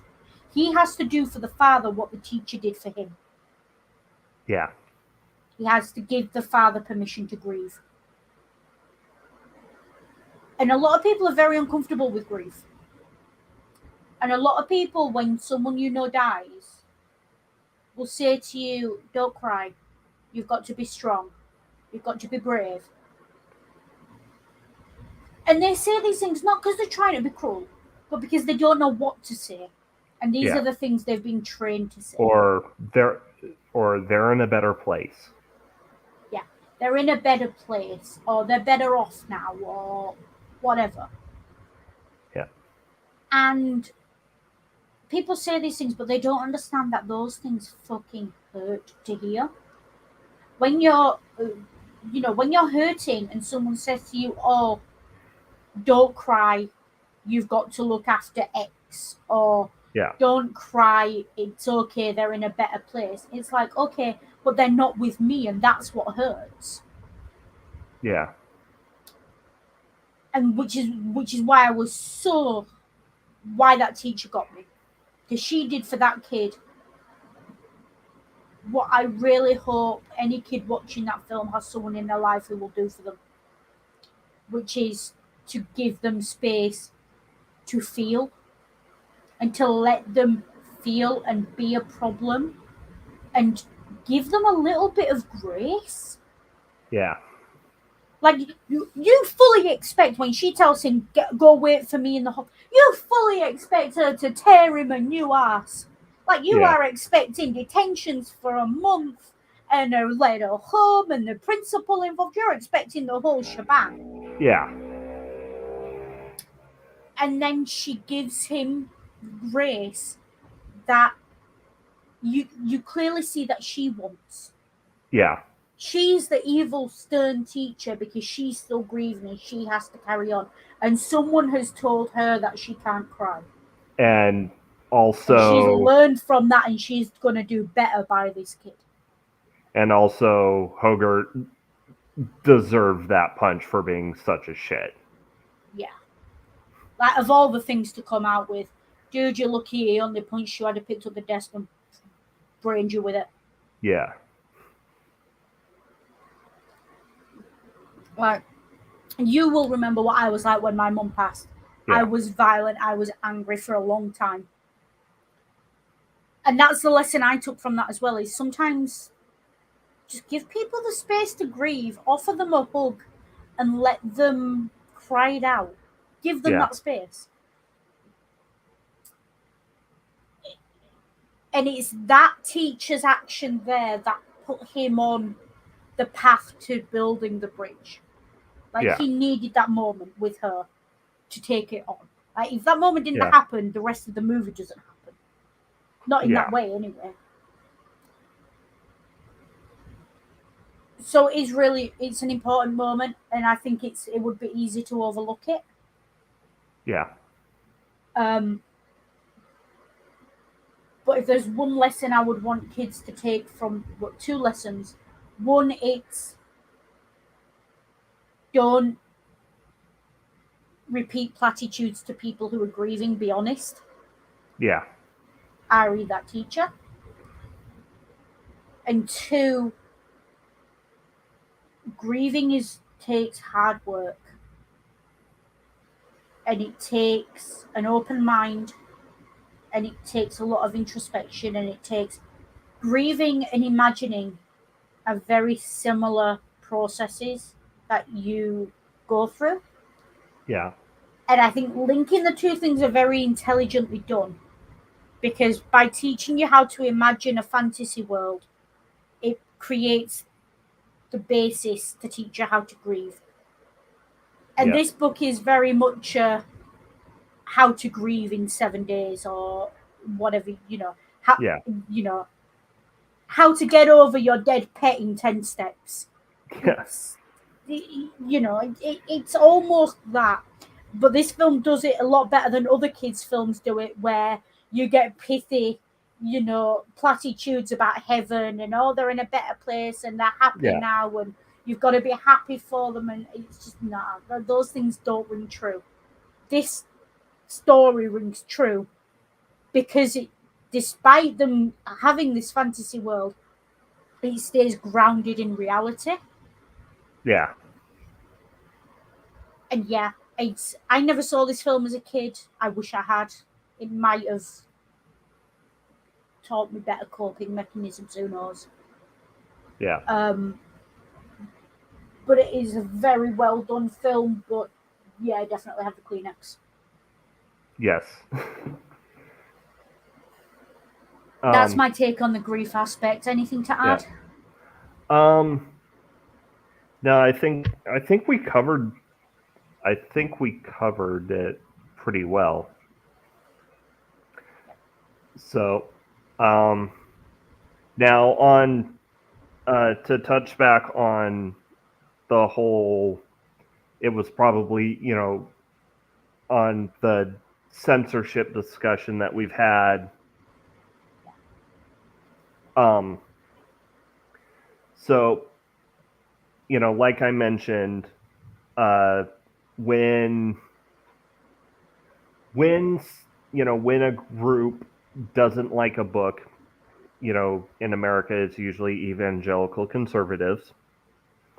But they don't have a specific reason they can throw at it. They'll usually just slap profanity on it and hope it sticks. Mm-hmm. And you mentioned that it's probably because they don't like the mirror held up, being held up to them. Yeah. And so this leads into a rather nice segue as to what we're doing next week. Oh yes. Because next week we are going to be going over the minutes of that Tennessee school board meeting where they decided to remove Mouse, the Art Spiegelman graphic novel about the Holocaust, from their curriculum. And I've skimmed through it a couple of times, and one, it's a masterclass in it's basically a checklist of every tactic, every argument people make when they try and get something censored. And two, it is a bit of a fucking roller coaster. Yeah, I haven't read through it yet. Yeah. Here's an observation though. How long ago does that meeting feel? Like Yeah. in the grand scheme of shit being censored and banned and censorship abounding and American politics in general, how long ago does that feel? That does not feel like it was 9 months ago. Yeah. That feels more like it was about 5 years ago. Yeah. Because since then you've had all kinds of things happening. That happened before they overturned Roe versus Wade. Yep. And That happened. it happened around the same time as the Don't Say Gay bill. Yeah, which I have thoughts on. It's and I'm sure anyone in the UK who remembers Section 28 does as well, because I don't remember it, but Yeah. well, technically I do. I was in school for it, but yeah, and And I also recently saw a news article where the ALA is saying this is the biggest year for censorship attempts on record. it feels like it, and we're only in September. Yeah. It does feel like it, and it has been a hell of a year, and that's on top of all the other stuff going on.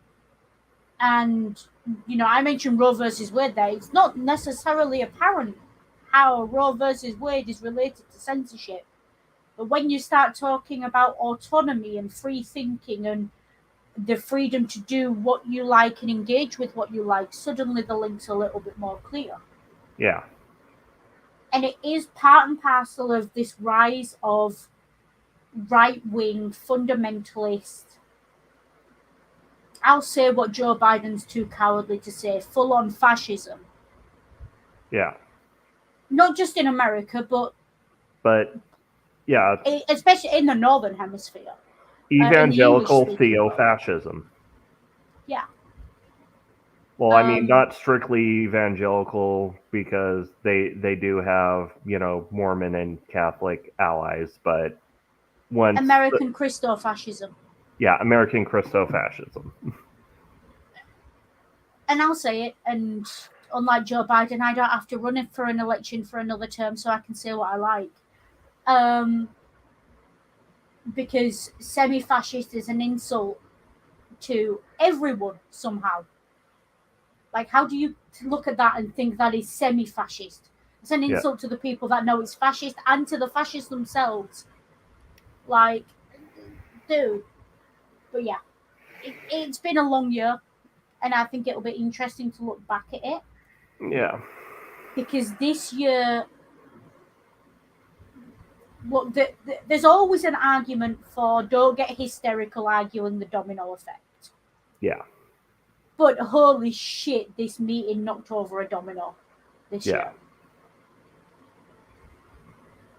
And it's it's just been a long year for Yeah, and censorship. the whole, CRT groomer discourse.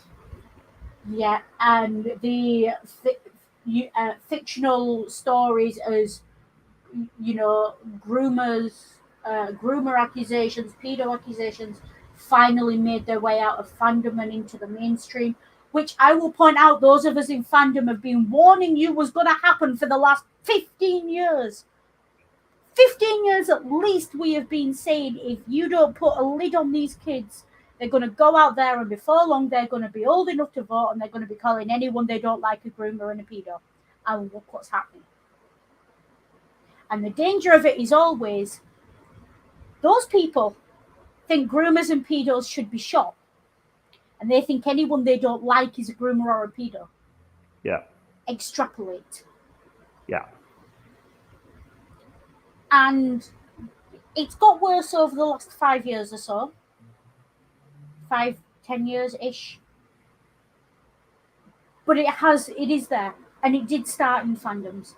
And there is a symbiotic relationship between right wing evangelical fundamentalism, fascism, all that, and what we call in fandom antis, as in anti shippers. People who don't like something, or people who take a puritanical view of fiction and believe that fiction affects reality, and if you write about something fictional, you must condone it in real life. Well, I'm sorry, Thomas Harris called. He said it's definitely beef he's going to serve you to eat. You know, we've been arguing about this for a long time, so I'm going to have a lot of thoughts next week. Because this year has been the culmination of everything we've been warning you about for, like, Christ on a bike, seriously. And we're seeing it now. And to all those people who told us we were hysterical and it's just fandom and we were too online and to go outside and to touch grass, fuck you, because look what's happened. And we'll talk more about that next week. Yeah. So, anything else to show? To shill? No.